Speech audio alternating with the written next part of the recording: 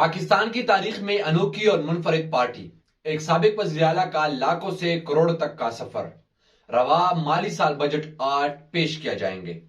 नून league के एक और रहनुमा इसहाक डार के मुकाबले में मैदान में आ गए। बिस्मिल्लाहिर्रहमानिर्रहीम, अस्सलाम वालेकुम। आप देख रहे हैं हमारा फेसबुक और यूट्यूब चैनल और मैं मोहम्मद हारून शिंगवारी हूँ।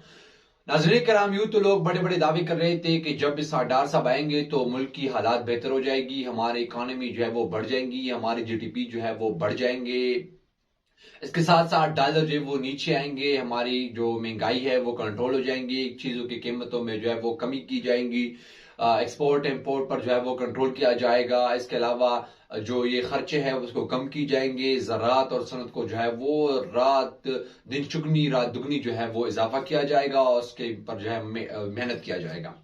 लेकिन ये सब दावे जो है वो दरे के दरे रह गए जब कल रात इसहाक डार ने फ्री बजट प्रेस कॉन्फ्रेंस की। इसके साथ साथ प्रेस कॉन्फ्रेंस में एहसन इकबाल साहब भी शामिल थे। जब वो प्रेस कॉन्फ्रेंस कर रहे थे तो मुझे यूं लग रहा था कि जो ये दावे कर रहे थे वो तो सब झूठ है। ये जो दावे कर रहे थे कि सरदार साहब कुछ करेंगे, इसने तो कुछ भी नहीं किया, क्योंकि सरदार साहब खुद क्या कह रहे थे जरा सुनिए।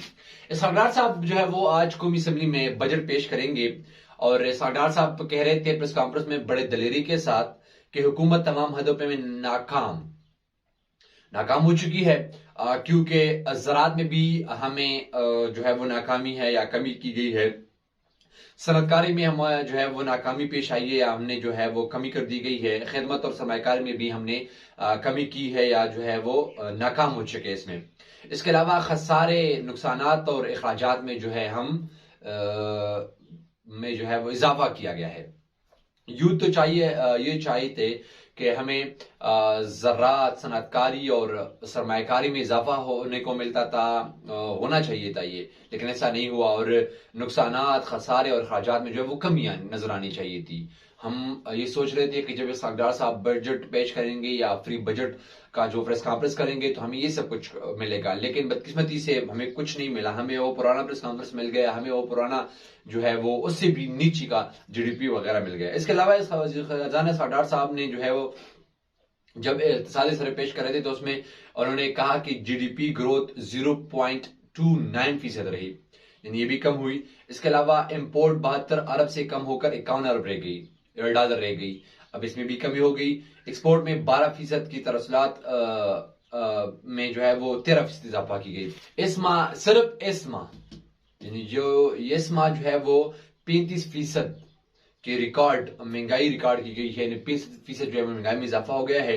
ये जो लोग कहते थे कि महंगाई जो है वो कंट्रोल किया जाएगा, लेकिन कंट्रोल नहीं हुआ। और इसके अलावा सरदार साहब फरमा क्या रहे, जरा सुनिए कि अल्लाह ताला का शुक्र है कि हमने पाकिस्तान को डिफॉल्ट से बचा लिया। और आगे आप सुनेंगे कि पाकिस्तान में भी डिफॉल्ट की तरफ जा रहे हैं, ये मुस्लिम लीग उनके रहनुमाई कहते हैं।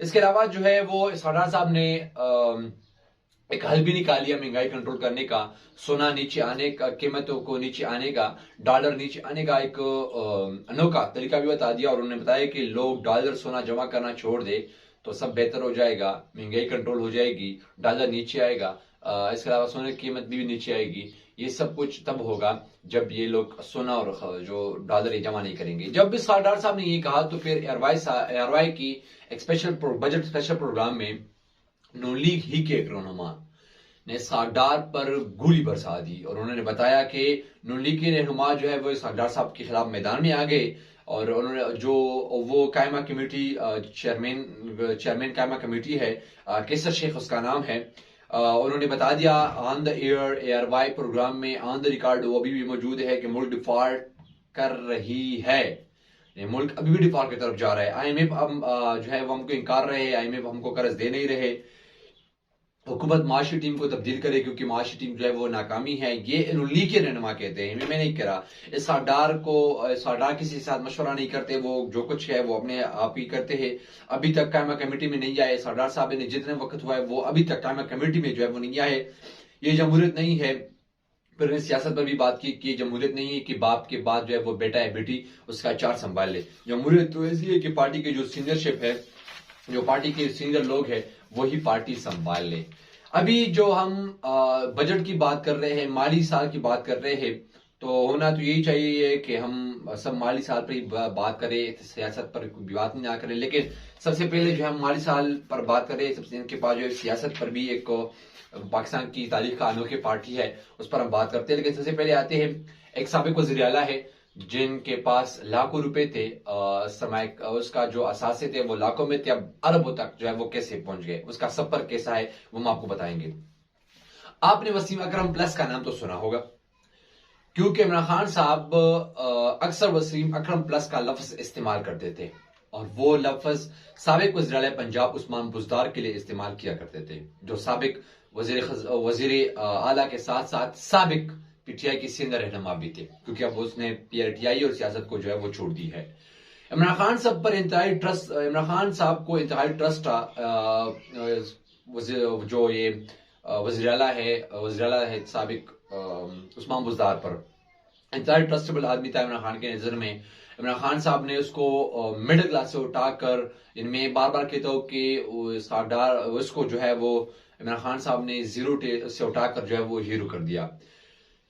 काफी लोग तनकीद करते रहे उनकी हुकूमत में भी, और अभी भी काफी लोग इस पर तनकीद करते हैं, लेकिन इमरान खान साहब इसको नहीं मानते थे। इमरान खान साहब कहते थे कि नहीं, ये वसीम अकरम प्लस है, इसने पंजाब में बहुत से काम की है। इमरान खान साहब आखिरी दिन तक उस पर डटे रहे, उसके जो है लोगों को इसके साथ मतलब सिर्फ वसीम अकरम प्लस की वजह से, यानी बुज़दार की वजह से जो है वो जंगी तरीन जो है वो नाराज हुए, उससे अलीम खान जो है वो नाराज हुए, उससे शामिल कुरैशी साहब उस वक्त नाराज थे, उससे फरीद खटक साहब नाराज थे, सब लोग इन्हीं की वजह से नाराज थे। लेकिन इमरान खान साहब ने उस वक्त बता दिया जब इसको वज़ीर आला बना रहे थे कि हम जो है या पाकिस्तान तहरीक इंसाफ की सियासत जो है वो मिडिल क्लास से लोगों को उठाकर वज़ीर आला की सीट पर बिठाना है, ताकि लोग जो है वो ये सोच ना करे कि जिससे कि और पार्टी जो है वो हाई क्लास के लोगों को इस कुर्सी पर बिठाते हैं, हम भी हाई क्लास लोगों को बिठा दें।